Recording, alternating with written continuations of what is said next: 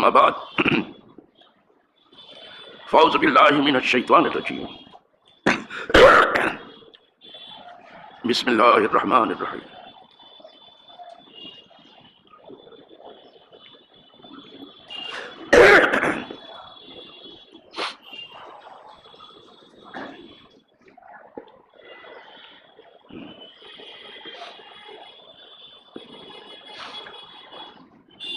نحمده ونصلي ونسلم على رسوله الكريم اما بعد فاعوذ باللہ من الشیطان الرجیم بسم اللہ الرحمن الرحیم وعن ام سلمہ قالت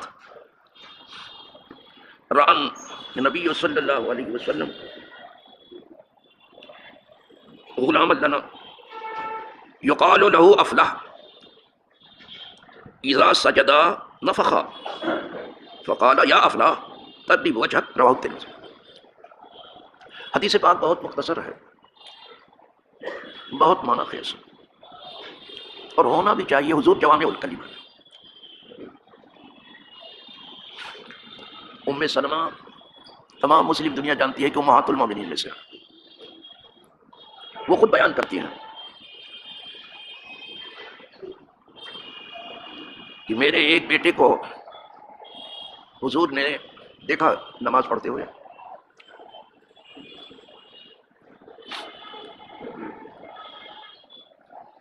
کہ جب وہ سجدہ کرتا ہے تو زمین کو پھونکتا ہے،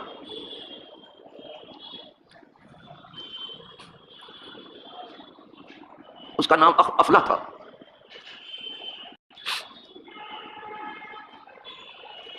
جب حضور نے دیکھا کہ یہ آدمی اس میں پتہ نہیں کیا کیا عطر لگا دیتے ہیں اور ہم کو گڑبڑ کرتا ہے، عطر سب عطر نہیں چلتا، سینٹ لگا دیتے ہیں ہماری خوشی میں، وہ یہی سب ملتا ہی کرتے ہیں تو زبردستی کی کھانسی آتی ہے۔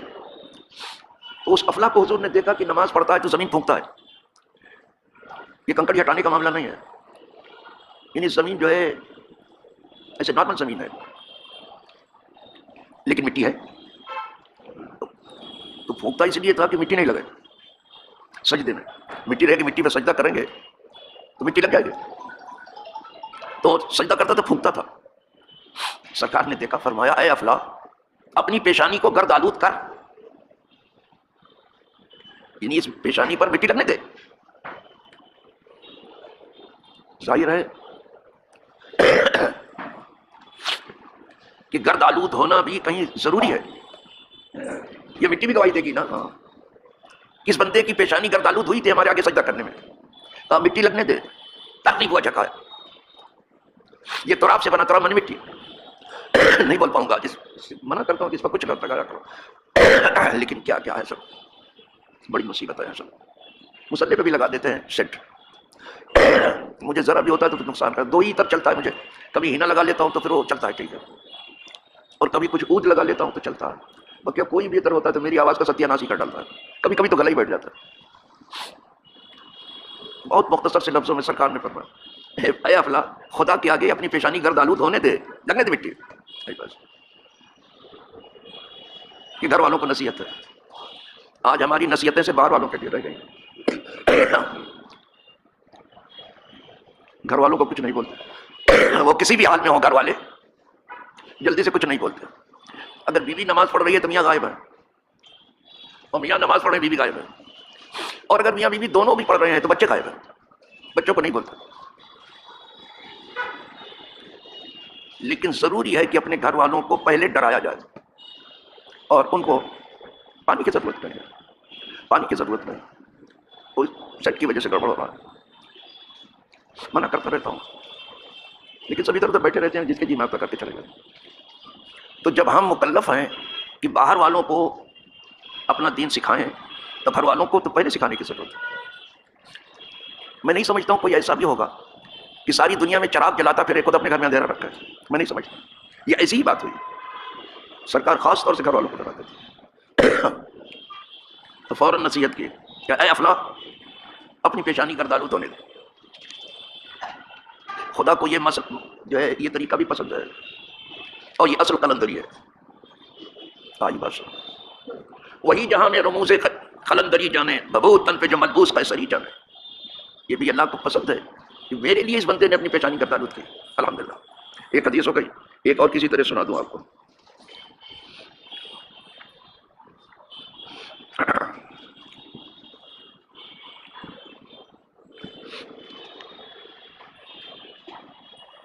وعن ابن عمر، ابن عمر سے یعنی عبداللہ ابن عمر سے، ان رسول اللہ صلی اللہ علیہ وسلم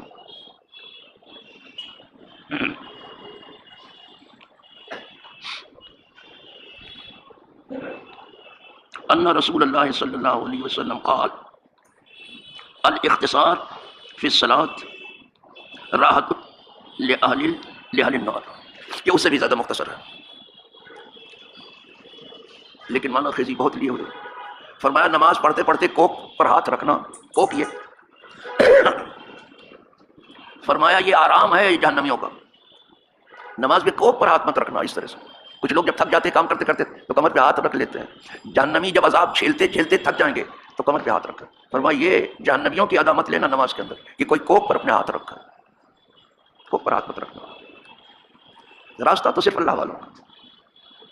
اہل جنت جو اہل جنت ہے ان کی راہ اچھی ہے. جو انبیاء ہیں ان کی راہ ہے. جو صدیقین ہیں ان کی راہ ہے. جو شہداء ہیں ان کی راہ ہے. جو صالحین یعنی اولیاء اللہ ہیں ان کی راہ ہے. یہ جہنمیوں کی راہ مت اختیار کریں. ان کی کوئی ادا ٹھیک نہیں ہے. ان پر جو بہت عذاب توڑا جائے گا وہ تھک جائیں گے نا تو کمر پہ ہاتھ رکھ لیں گے آرام کرنے کے لیے. کہا تم ایسا مت کرنا. اس سے منع کر دیا. 2 حدیثیں ہو گئیں. ایک اور کوشش کرتا ہوں. وان عائشہ قالت کان رسول اللہ صلی اللہ علیہ وسلم کان رسول اللہ صلی اللہ علیہ وسلم یصلی تطوعا. ام المومنین عائشہ صدیقہ کہتی ہیں حضور نفل نماز پڑھ رہے. تطوع کہتے ہیں نفل نماز. نفل نماز پڑھ رہے تھے.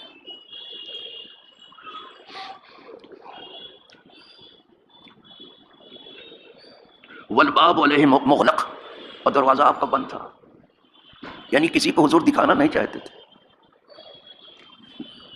نہیں تو ایسی چیزیں لوگ دکھا کے کرتے ہیں کہ دیکھو میں کتنی کیسی نماز پڑھتا ہوں. دروازہ بند تھا. بند کیا تھا اور آپ نماز پڑھ رہے تھے. اچھی بات ہے. وہ نفل نماز ہے. فجئت فاستفتحت، تو پھر میں باہر سے آئی اور دروازہ کھلوایا. اندر سے بند تھا. وہ حضور بند کر کے نماز پڑھ رہا. جو باہر والا ہوگا دروازہ کھلوائے گا آئے گا. کہا میں نے دروازہ کھلوایا. اتنے ادب سے کھلوایا کہ کوئی خطرہ نہ آئے گا.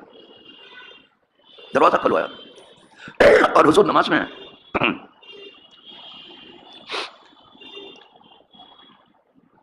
فمشا ففتح لی، تو حضور نماز کے اندر چلے اور دروازہ کھول دیا. نفل نماز پڑھ رہے تو حضور نماز میں چلے دروازہ کھول دیا. گھر بہت مختصر سا دیکھنے میں، عظمت پہ بہت بڑا تھا. ایک قدم چلو تو دروازہ آ جاتا. بات سمجھ لیں. بہت بڑا گھر نہیں تھا. اتنا چھوٹا تھا بظاہر کہ جب حضور کو سجدے کی ضرورت ہوتی تھی تو ام المومنین جو سوتی رہتی تھی اشارہ کرتے پاؤں سمیٹتی تھی تب سجدے کی جگہ نکلتی تھی. اب سمجھ جائیں. تو اب یہ لوگ نہیں کہہ سکتے کہ ہمارا گھر چھوٹا ہے ہم نفل کیسے پڑھائیں. کوئی نہیں کہہ سکتا. آج سب سے بڑا عذر یہی ہے کہ ہمارا گھر چھوٹا ہے ہم نفل نماز کیسے پڑھیں. اس لیے سب مسجد ہی میں پڑھ لیتے ہیں.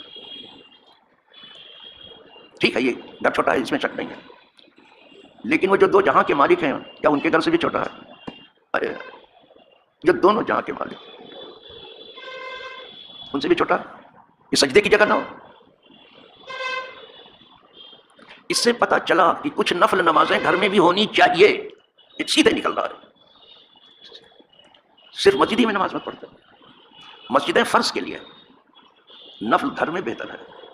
رہ گیا عورتوں کا معاملہ تو ان کے لیے تو فرض بھی گھر میں بہتر ہے.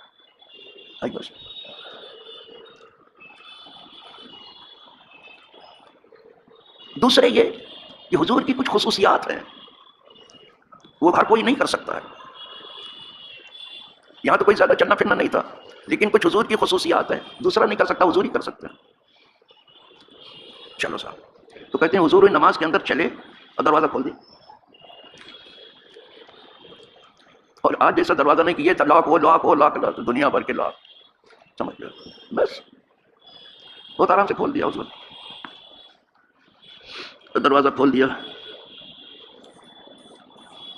اس میں نماز میں چلنا بھی پایا گیا، کھولنا بھی پایا گیا. ابھی ہم یہ تو خیر نفل نماز حضور پڑھ رہے ہیں، آج ہمارے لیے ہے کہ جیسے میں نماز پڑھ رہا ہوں اور ایک مقتدی ہمارے ساتھ ہے، وہ ہماری ابتدا کر رہا ہے، ایک ہی ہے سمجھنا، لیکن دوسرا اگر آ گیا تو امام کو آگے چلا جانا ہے، ایک قدم ہم جا سکتے ہیں تو نماز جاری رہے. یہ تو پھر حضور ہے، یہ فرض نماز کی بات کر رہا ہوں، یہ تو حضور ہے، امام جائے آرڈر ہے، دو مقتدی ہو جائے پیچھے ہی. اور اگر آگے جگہ نہیں امام کے جانے کے تو مقتدی پیچھے چلا جائے اور اسے پیچھے کر دیتا ہے، اس کے برابر امام آگے رہے گا. دو تک ٹھیک ہے کہ آپ امام کی داہنی طرف کھڑی، تیسرا جب ہم کر سکتے تو حضور کیوں نہیں کریں؟ اور فرض میں چل رہا ہے ہمارے یہاں، آپ کے یہاں، حضور تو نفل میں ہے، تو کہتے دروازہ حضور نے کھول دیا. اب ایک سوال رہ جاتا ہے کہ قبلہ سے منہ نہیں پھرنا چاہیے. ایک بات جو کہہ دیا کہ منہ میرا طرف کعبہ شریف کے، نماز میں ساری دنیا کہتی ہے متوجہ الی جہت الکعبۃ الشریفہ، منہ کرتے ہوئے کعبہ شریف.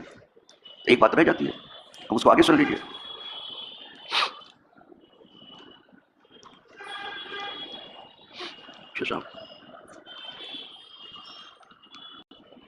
ثم رجع الى مصلی، حضور دروازہ کھول کے اپنے نماز پڑھنے کی جگہ پر آ گئے. مصلی کا مطلب یہ کپڑے کے مصلی نہیں ہے بابا، نماز پڑھنے کی جگہ کو مصلی کہتے ہیں. جہاں پڑھ رہا ہے وہ مصلی ہے اس کا، اور نماز پڑھنے والا مصلی ہے. سمجھے مصلی لوگوں؟ یہ ہے. کہا دروازہ کھول کے حضور اپنے نماز پڑھنے کی جگہ پہ پھر آ گئے جہاں پڑھ رہے تھے. اب وہی قبلہ والی بات آتی ہے. آپ کو کچھ نہیں جتنا بتا دیا اس سے آگے آپ سوچ نہیں سکتے، لیکن میں نے خود وہ چیز اٹھا دیا جو صحیح نہ بیدار مت پوچھے گا کہ قبلہ کی طرف سے منہ تو نہیں پھرا، اس لیے کہ مقتدی جو ہے قبلہ کی طرف منہ کرتا. اگر حضور پھیر بھی لیتے تو قبلہ کی بھی قبلہ آئی بس، اگر پھیر بھی لیتے. لیکن ام المومنین کہتی ہیں کہ دروازہ قبلہ ہی کی طرف تھا، سیدھے قبلہ کو کوئی منہ پھیرنے کا سوال ہی نہیں. وہ ذکر اس کا ذکر کیا. عمر چھوٹی ہے اور ذکر کر دیا. عقل اتنی بڑی ہے کہ لوگ سوچیں گے کہ حضور کا منہ تو نہیں پھرا قبلہ سے، تو اب اس کا ذکر کر دیں گے. وہ ذکر یعنی عمر چھوٹی تھی، عقل بہت بڑی تھی. چاروں اماموں سے میں سے کون ایسا ہے جس نے ام المومنین سے مسئلہ نہیں سیکھا اور ان سے استدلال نہیں کیا؟ اسی لیے اعلیٰ حضرت ان کو مفتی چار ملت کہتے ہیں. شمع تابان کا شان اجتہاد، مفتی چار ملت پہ لاکھوں سلام.